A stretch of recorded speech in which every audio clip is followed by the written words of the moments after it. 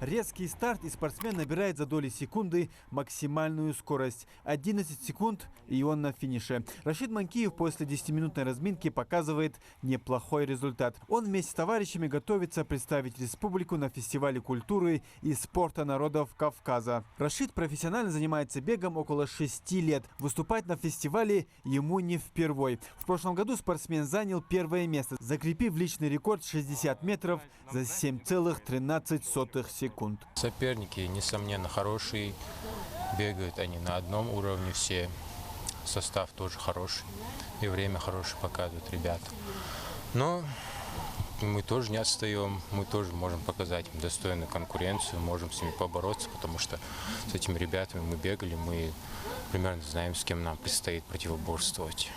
Второй Рашид в команде тоже готов показать хорошие результаты. Тренировки дома не прекращал даже во время режима самоизоляции. На фестивале разыграют призы в 8 видах спорта. Один из них легкоатлетический. В дисциплине эстафета 4 по 200. По правилам, один участник пробегает с эстафетной палочкой 2 круга и передает ее следующему. Баллы складываются по итогам пробежки всех 4 участников, что еще больше придает ответственности во время игры. Впрочем, Рашид Костоев готов к любому исходу.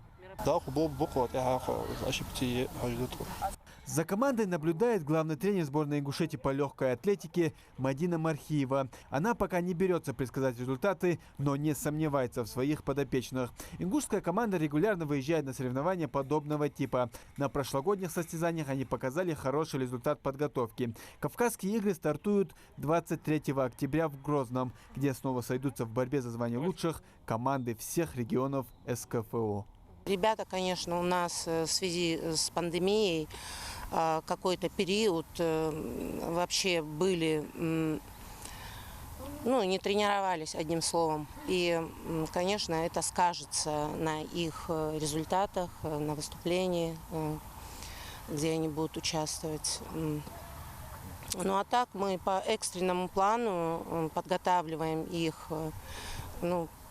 Те, кто задействован в этой системе, они понимают, насколько это чревато последствиями. Мы в щадящем режиме стараемся их держать и максимально подвести к старту, чтобы они выглядели достойно.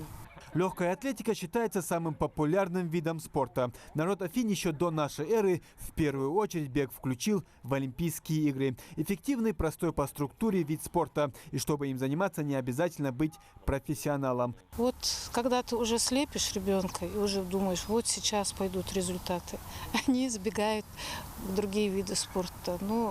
Это бокс, дзюдо, и такие боевые виды.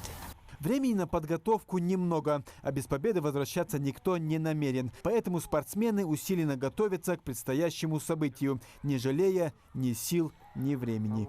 Муслим Ганиев, Адам Гулоев, Адам Далаков. Новости 24.